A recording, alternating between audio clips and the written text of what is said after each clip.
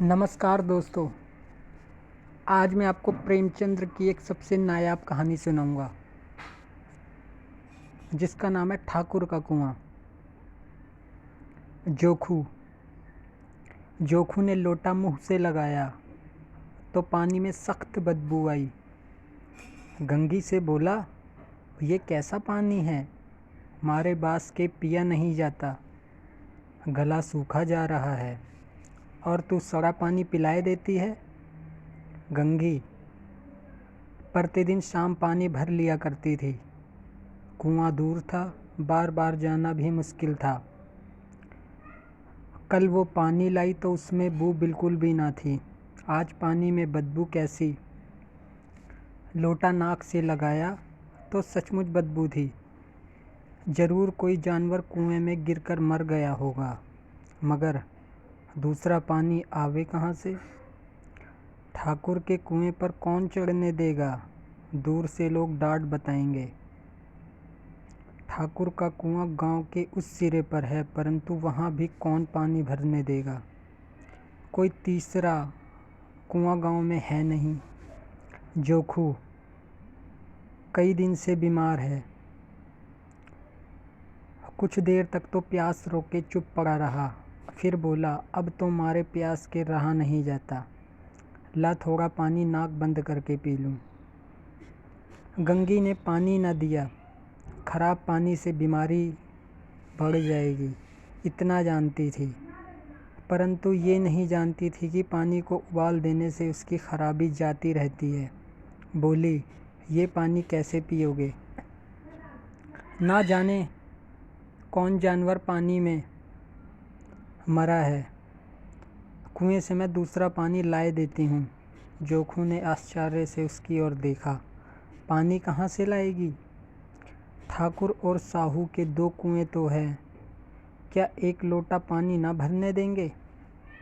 हाथ पांव तुड़वाएगी और कुछ ना होगा। बैठ चुपके से, ब्रह्म देवता आशीर्वाद देंगे।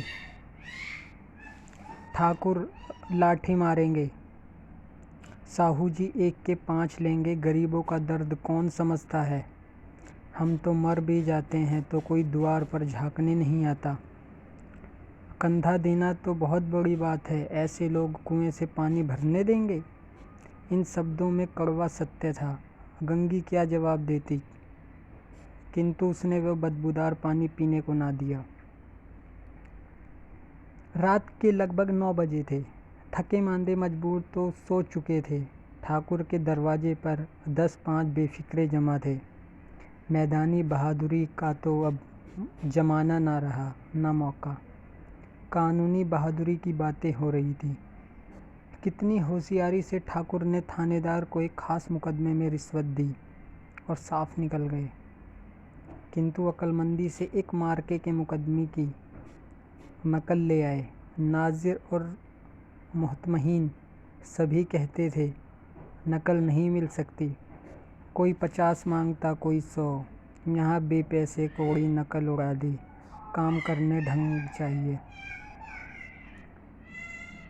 इसी समय गंगी कुएं से पानी लेने पहुंची। कुप्पी की धुंधली रोशनी कुएं पर आ रही थी। गंगी जगत की आड़ में बैठी मौके का इंतजार करने लगी।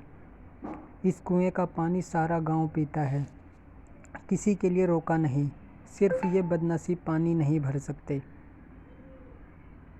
गंगी का विद्रोह दिल रिवाजी पाबंदियों और मजबूरियों पर चोटें करने लगा। हम क्यों नीच हैं और ये लोग क्यों ऊंच हैं। इसलिए कि ये लोग गले में तावा डाल देते हैं। यहाँ तो जितने हैं एक से एक छठे हैं। चोरी ये करें, जाल फरेबी ये करें, झूठे मुकदमे ये करें। अभी इस ठाकुर ने तो उस दिन बेचारे गडरिये की भेड़ भी चुरा ली थी और बाद में मारकर खा गया। इन्हीं पंडित के घर में तो 12 मासा जुआ होता है। यही साहू जी तो घी में तेल मिलाकर बेचते हैं। काम करा लेते हैं, मजदूरी देते नहीं। किस किस बात में हमें ऊंचे हैं। हम गली गली चिल्लाते नहीं कि हम ऊंचे हैं, ऊंचे हैं। कभी गांव में आ जाती हूँ तो रस भरी आँख से देखने लगते हैं, जैसे सबकी छाती पर सांप लौटने लगता है। परंतु घमंड ये कि हम ऊँचे हैं। कुएं पर किसी के आने की आहट हुई। गंगी की छाती धक धक करने लगी। कहीं देख ले तो गजब हो जाए, एक लात भी तो नीचे ना पड़े। उसने घड़ा और रस्सी उठा ली और झुककर चलती हुई एक वृक्ष के अंधेरे साए में जा खड़ी हुई। कब इन लोगों को दया आती है किसी पर। बेचारे महंगू को इतना मारा कि महीनों लहू थूकता रहा, इसलिए तो उसने बेगार ना दी थी। इस पर ये लोग ऊंचे बनते हैं। कुएं पर स्त्रियां पानी भरने आई थी। इनमें बात हो रही थी। खाना खाने चलें और हुक्म हुआ कि ताज़ा पानी भर लाओ, घड़े के लिए पैसे नहीं हैं। हम लोगों को आराम से बैठे देखकर जैसे मर्दों को जलन होती है। हाँ, ये तो ना हुआ कि किलसिया उठाकर भर लाते, बस हुक्म चला दिया कि ताज़ा पानी लाओ, जैसे हम लौंडियाँ ही तो हैं। लौंडियाँ नहीं तो और क्या हो तुम। रोटी कपड़ा नहीं पाती, 10-5 रुपये भी छीन झपट कर ले ही लेती हो। और लौंडियाँ कैसी होती हैं। मत लजाओ दीदी, छिन भर आराम करने को जी तरस जाता है। इतना काम किसी दूसरे के घर देती तो इससे कहीं आराम से रहती। ऊपर से वे एहसान मानता। यहाँ काम करते करते मर जाओ, पर किसी का मुँह ही सीधा नहीं होता। दोनों पानी भरकर चली गई तो गंगी वृक्ष की छाया से निकली और कुएं की जगत के पास आई। बेफिक्रे चले गए थे। ठाकुर भी दरवाज़ा बंद कर आंगन में सोने जा रहे थे। गंगी ने क्षणिक सुख की सांस ली। किसी तरह मैदान तो साफ हुआ। अमृत चुरा लाने के लिए जो राजकुमार किसी ज़माने में गया था, वो भी शायद इतनी सावधानी के साथ और समझ बूझ कर ना गया हो। गंगी दबे पांव कुएं की जगत पर चढ़ी। विजय का ऐसा अनुभव उसे पहले ना हुआ। उसने रस्सी का फंदा गले में डाला, दाएं बाएं चौकन्नी दृष्टि से देखा, जैसे कोई सिपाही रात को शत्रु के किले में सुराख कर रहा हो। अगर इस समय वो पकड़ ली गई तो फिर उसके लिए माफ़ी या रिश्वत की रत्ती भर उम्मीद नहीं। अंत में देवताओं को याद करके उसने कलेजा मजबूत किया और घड़ा कुएं में डाल दिया।